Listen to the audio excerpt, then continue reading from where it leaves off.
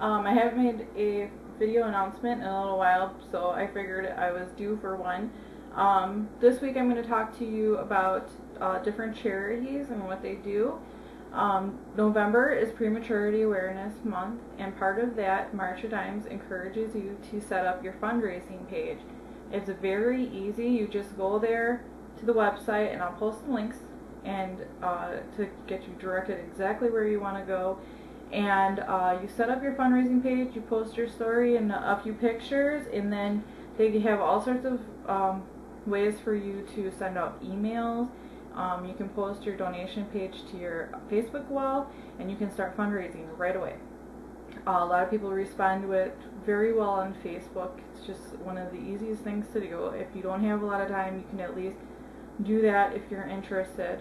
March of Dimes, basically their main focus is prematurity prevention. They also put tons of information on their website. When I was on bed rest, a ton of their information helped me understand all sorts of things, what to expect in the NICU, different complications you can have in the NICU, what your survival rates are according to each gestational week.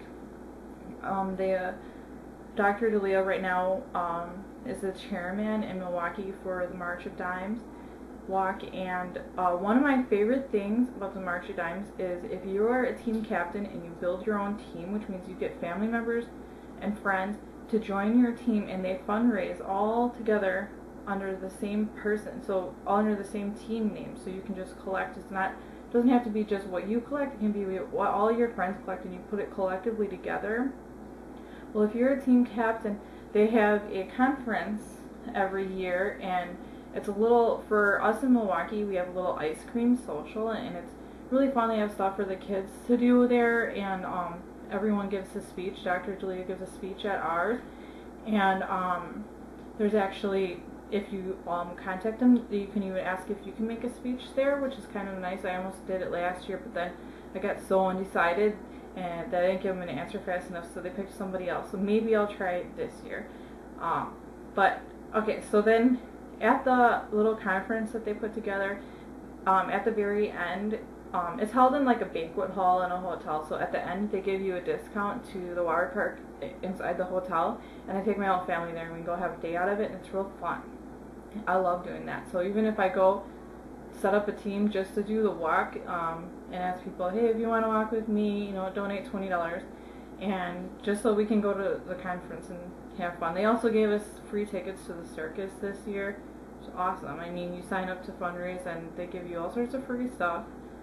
Well, I mean, not all sorts of free stuff. They give you stuff to help you. Like, they gave me 10 collection buckets, and I handed my collection buckets out to my teammates, and they all put them out at their work, and they started collecting right away. So, part of November, they encourage you to set up your fundraising page. Just get started. That's it.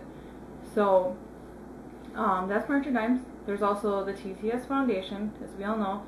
And right now, the TTS Foundation is saying if you raise $575 for them, then they will give you free registration to TTS Foundation Conference, which is in July this year.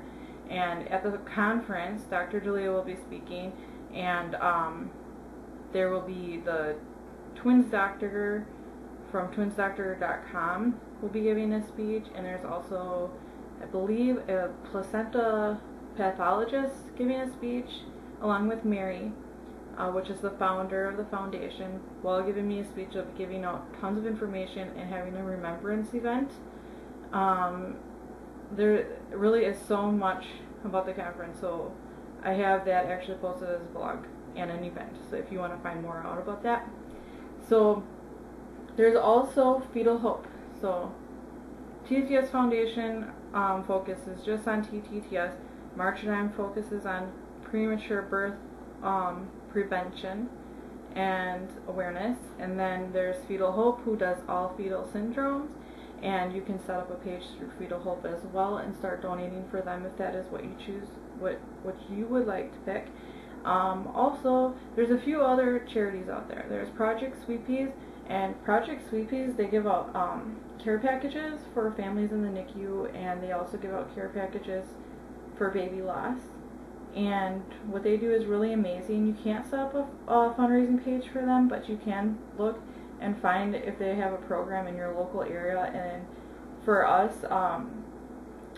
the person we have in our local area, she has a nice dinner, and then there's a silent auction there, and she also does different fundraising events throughout the year. Like she has a Scentsy party event. So you might want to check and see which Project Sweepies events are in your own area. Okay, so there's also a Ronald McDonald House. Some of you may have stayed there. If you live, you know, farther away from the hospital and you need to be there every day for your baby in the NICU, Ronald McDonald House will basically give you housing so that you can be really close to the hospital. So that's really fantastic. And let's see what else. Okay, so there's the TTTS Institute. In my area, that's more for me because I saw Dr. Julia. Anybody else that saw Dr. Julia, you would be looking to do the TTTS Institute, which is the hospital that he works at. And if you want to do that on the foundation conference page, there is a link on there to donate to Dr. Delia, and she will be presenting him with the money raised at the conference, any money that's collected for that. You can also, if you saw a different doctor and you really liked them and you want to help them out, you raise money for the children's hospitals they work at or the different TTS centers specifically.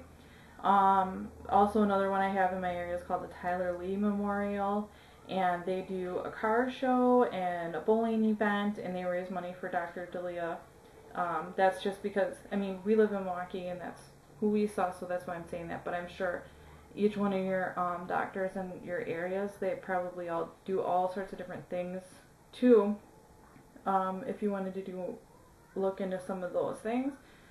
Let's see. Okay, so some ideas on how to fundraise. Okay. For one, the easiest thing to do is set up a fundraising page, post it to your Facebook wall, start asking people to join your team, ask people for donations, send out emails. You can do a press release and try and get your story in the newspaper. And Mary from the foundation has set up a whole page on how to get basically a step-by-step thing on how to do a press release if you were interested in that. You can do bake sales, like spaghetti dinners. You can put a whole event together if you want. If you want to keep it simple, put out some collection buckets. Okay, in a minute.